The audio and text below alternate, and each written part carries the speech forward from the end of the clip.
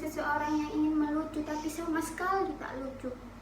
Jangankan orang lain tertawa, saya sendiri pun tak tertawa dengan lelucon saya.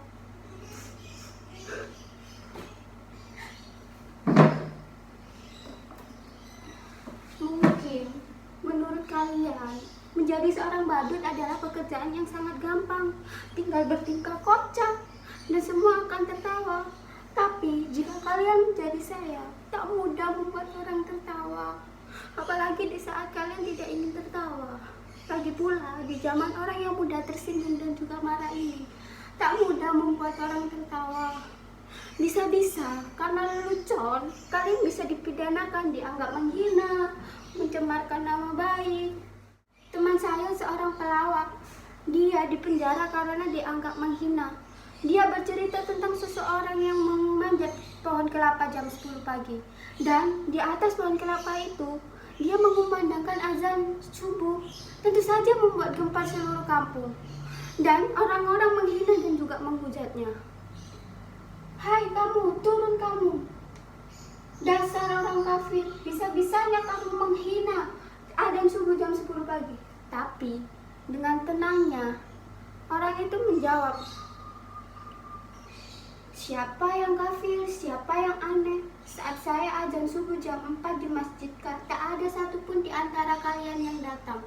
Tapi saat saya mengumandangkan azan subuh jam 10 pagi, kenapa kalian berbondong-bondong mendatangi saya? Siapa yang aneh? Siapa yang gak taat?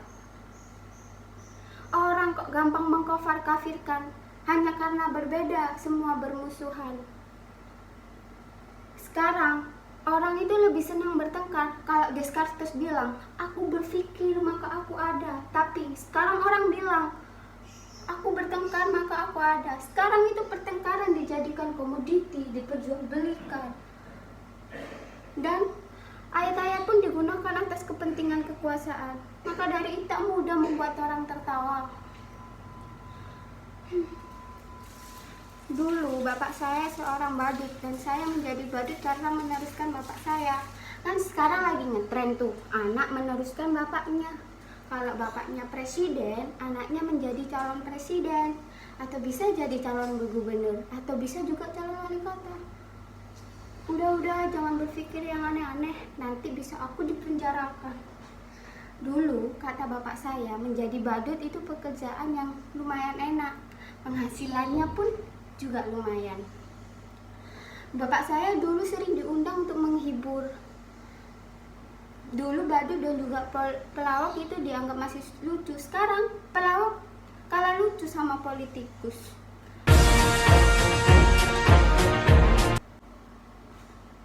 Aduh, gak nyangka kamu datang. Silakan masuk. Maaf ya berantakan. Silakan duduk. Kamu mau minum apa? Mau makan apa? Syukurlah kalau kamu gak mau, karena aku tidak punya apa-apa. Tapi kita bisa pesen GoFood kok. Tapi kamu ya yang bayar. Yang datang pacar saya loh. Jangan tersenyum mengejek seperti itu. Badut kayak saya juga manusia, bisa falling in love dan juga punya pacar. Lihat itu pacar saya, cantik bukan? Namanya Raisa. Lengkapnya Raisa Bayar. Terima kasih kamu sudah menemui saya. Saya kira kamu sudah melupakan saya. Aku tahu kamu kangen kan sama saya. Jangan rindu itu berat. Kamu gak akan kuat. Biasa saja. Aku kira kamu udah gak mau sama aku. Katanya kamu punya pacar baru ya? Katanya lebih tampan, lebih kaya. Tapi percayalah, aku sungguh sangat mencintaimu. Boleh aku peluk? Boleh aku cium? Boleh aku cium?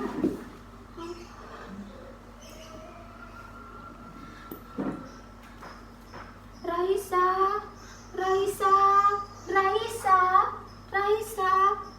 Tak ada siapa-siapa. Tak ada yang datang. Ternyata hanya khayalan saja. Gak ada pacar. Saya baru jomblo. Coba kalian bayangkan betapa sialnya saya. Sudah jadi badut, jomblo pula. Nasib saya memang benar-benar ambyar. Percayalah, jadi badut itu berat. Kamu gak akan kuat. Biar saya saja.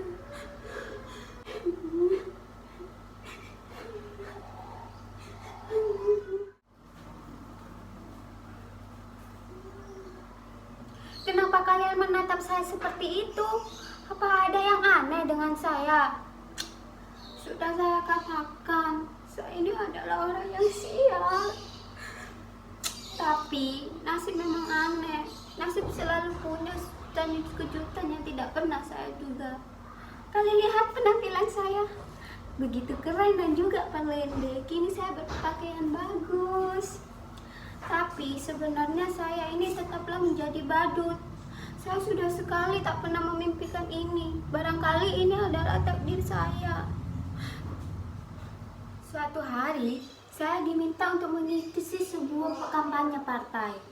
Menurut saya penampilan saya biasa saja. Tidak gitu lucu dan juga biasa saja. Tapi semua orang yang hadir tertawa terpingkar-pingkar saat saya menjentikan jari seperti ini. Semua orang tertawa. Dan saat saya menggoyangkan bongong saya seperti ini, semua orang juga tertawa. Dan bahkan saat saya berdiri diam seperti ini, semua orang makin tertawa, makin terhibur dengan penampilan saya yang begitu bodoh dan tolol. Sungguh saya tak pernah merasa bodoh dan sekolah ini. Lalu pemimpin partai itu mendatangi saya, menjabat tangan saya, dan juga memuji-muji saya. Katanya saya ini adalah seseorang yang karismatik. Katanya saya memiliki banyak bakat yang disukai oleh orang lain, dan itu adalah bakat dari seorang pemimpin. Ia bilang begini, menjadi pemimpin itu tidak harus cerdas. Yang penting kamu memiliki bakat yang disukai banyak orang.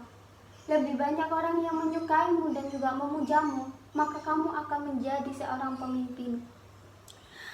Kamu bisa terus-terusan berbohong dan juga menghibur. Tak peduli kamu salah atau benar, yang penting kamu tetap disukai banyak orang.